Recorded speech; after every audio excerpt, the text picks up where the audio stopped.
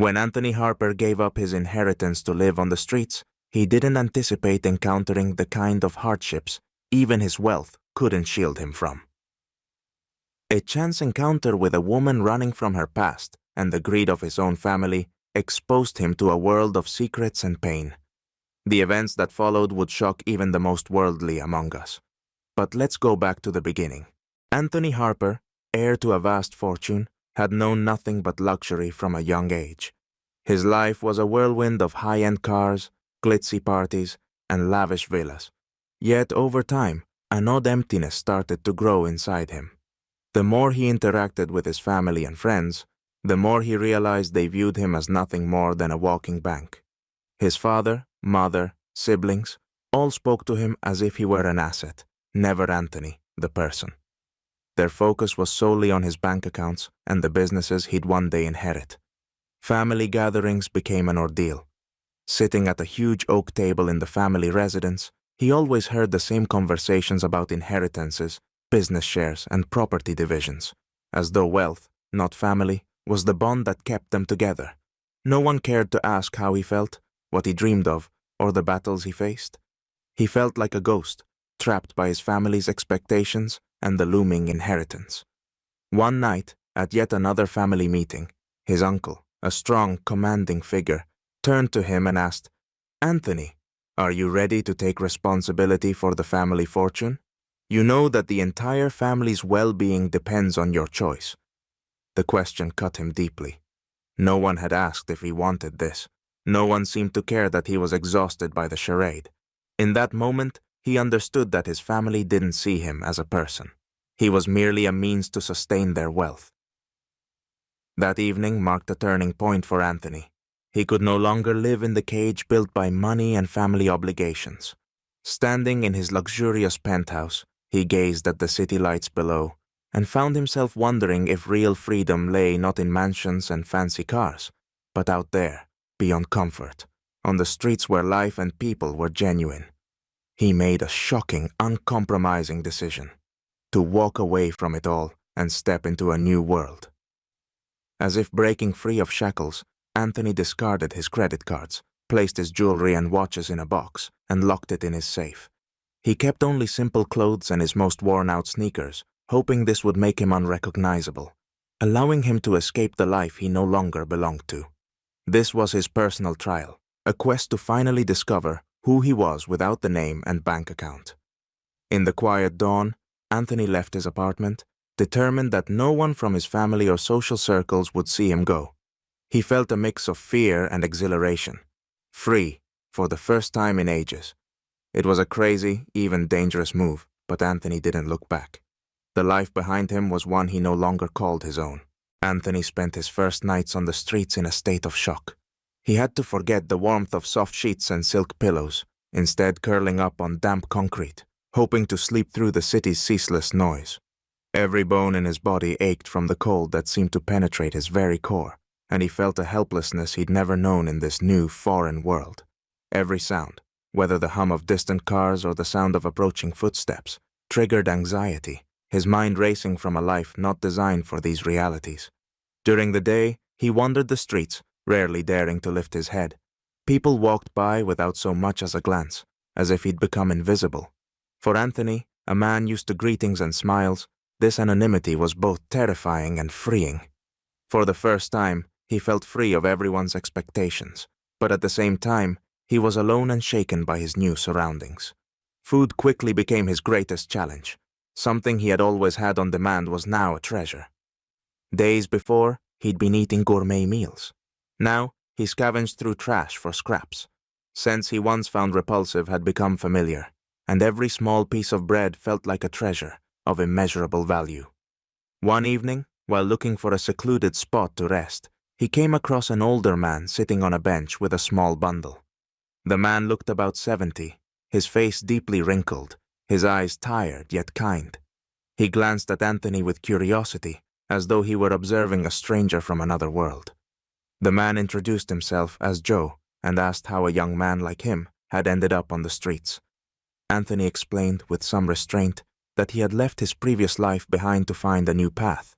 Joe just smiled, recognizing the hidden despair behind Anthony's words. The next day, they met again, and Joe invited him to share a modest meal of bread and water. Over that simple meal, Anthony heard Joe's shocking story. Joe had once been a successful businessman with his own construction company, but his life had fallen apart when his own brother betrayed him, stealing everything and leaving him to survive on the streets. Listening to Joe, Anthony felt a growing bitterness. Joe had been the victim of the same kind of greed and selfishness that Anthony himself had run from. Yet, despite everything, Joe hadn't lost his humanity and had even found a way to live in this harsh new world. In the days that followed, Joe began teaching Anthony survival skills. He showed him how to stay warm, finding shelter from the wind, how to locate edible food remnants from restaurant dumpsters, and how to avoid trouble. Anthony began to realize that street life exposed all of society's cruelties, but also offered a view of the real world he had never imagined. Weeks had passed since Anthony found himself on the streets. Though he'd adapted to cold nights and the constant search for food, his resolve still wavered. He often thought about returning to his former life, but something kept him here. An invisible pull, suggesting he might find answers to questions that had haunted him for years. One evening, as he searched for a place to sleep near a city park, Anthony noticed a woman sitting on the ground by a fence.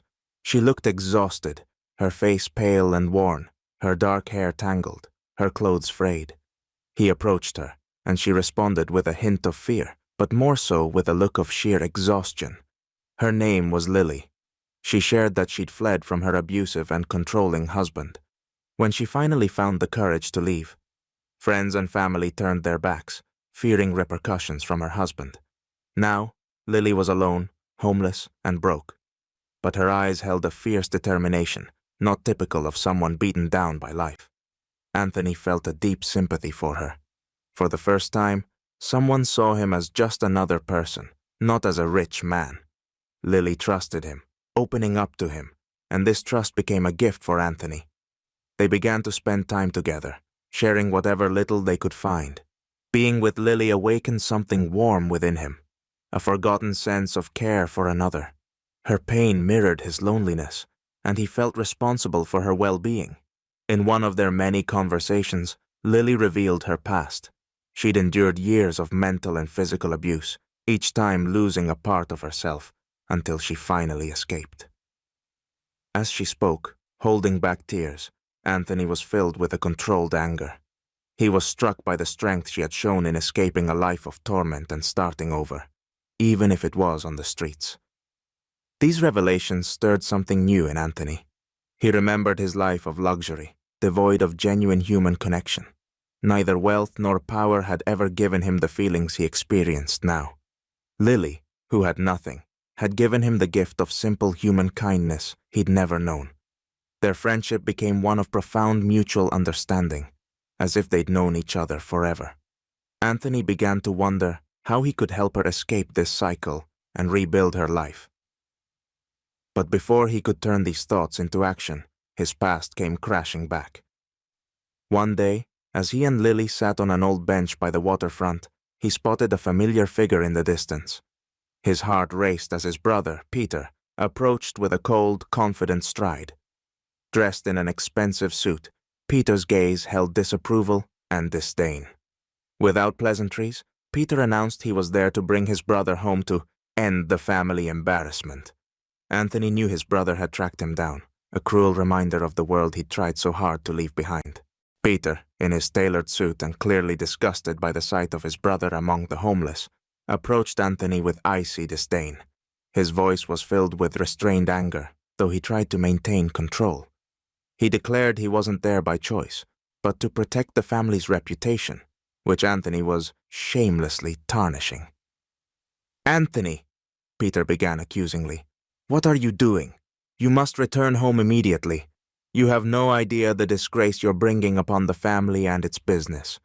Do you really want to associate your name with the streets, with poverty, with the dregs of society? Don't you realize that can never be forgiven?" Anthony remained silent, gazing calmly at his brother.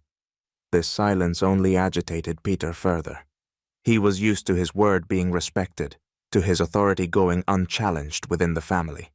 Now, facing his black sheep brother who seemed unmoved, Peter's patience waned. He began speaking to Anthony as though scolding a child. "If you come back," Peter pressed, "we'll forget this ridiculous escapade. Just come home and everything will go back to normal. No one will remember that you spent weeks with these people. You'll have your inheritance, the chance to carry on our legacy, to run the business. You know everyone has high expectations for you." But Anthony was no longer the man who had left home weeks before. He now had a different life, with different values, and cared less and less about the money and reputation his relatives prized. Looking Peter in the eye, he calmly and decisively said, "My life isn't for sale, Peter. All you see in me is your illusion, a role I won't play anymore. I've gone through things you couldn't imagine, and it's given me something your money and status never could." Peter tensed, his eyes flashing coldly. Now, with a more menacing tone, he replied, "If you stay here, you'll lose everything. Absolutely everything, Anthony. You'll receive nothing from the inheritance.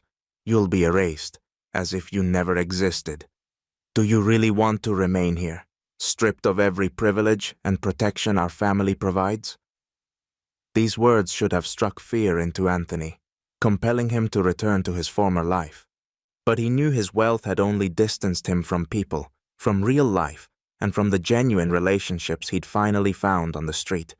With this realization, he could no longer imagine returning to the emptiness and hypocrisy of his old life. Seeing his threats fail, Peter switched tactics. Leaning in close, he almost whispered, "The entire fortune is actually yours, Anthony. You're the sole heir, and the family has been waiting for you to accept your responsibilities. They only need you to sign away your share so they can have it." Anthony felt deeply shaken. He understood now that his family viewed him as a tool, a pawn whose decisions impacted their futures. They didn't love or value him. They just needed him to relinquish his inheritance so they could claim it for themselves.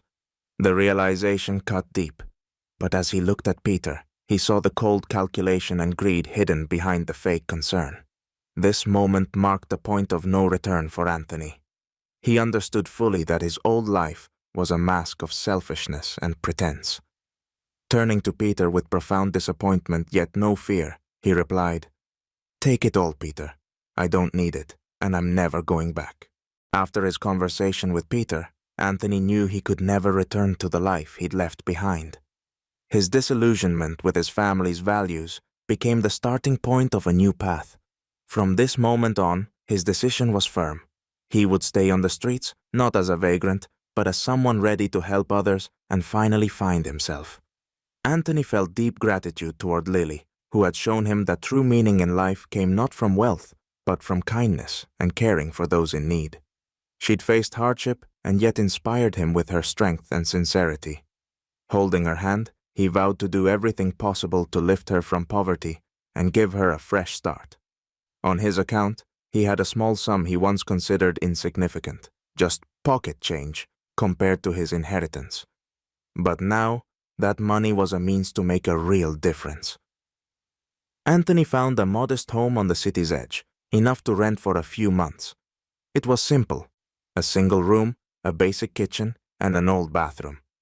But to him and Lily, it was a palace, a symbol of new beginnings and freedom. When Anthony brought her to the house, Lily could hardly believe her eyes. She hugged him tightly, barely holding back tears. For the first time in a long while, she had a roof over her head and felt safe, with someone who cared for her unconditionally. This home became a true refuge for them, a place to start anew. Anthony didn't stop there. He began thinking about how he could help others like them. He saw people every day struggling for food and warmth on the streets, people whose pain was invisible to the rest of the world. They had become his new family, and he decided to use whatever he had to make their lives easier. At first, he started small, helping people with food, warm clothes, and basic advice on surviving the streets. Then he learned of several charities aiding the homeless and offered his help. He put his remaining funds into a small support foundation, providing free meals and temporary shelter to those in need. It wasn't easy, dealing with red tape, skepticism from other charities, and doubt from those wary of a former millionaire helping the homeless. But Anthony persisted, gradually earning people's trust. He became a recognized figure in the community, known as the Angel of the Streets. Over time, his foundation grew, and people who knew Anthony began donating to support his mission. Soon, his efforts attracted media attention, but he no longer feared fame, as it served a noble purpose. His story inspired many, showing that giving up wealth could lead to genuine happiness by helping those in need. Anthony found a new sense of purpose and meaning. He felt needed, valued, a feeling stronger than all the millions he'd once owned. Lily remained by his side, and a deep, sincere bond formed between them, rooted in mutual support and respect. They became symbols of strength through kindness and selflessness. In this way, Anthony found his true place in life, starting from nothing and turning his wealth into a force that could change the world.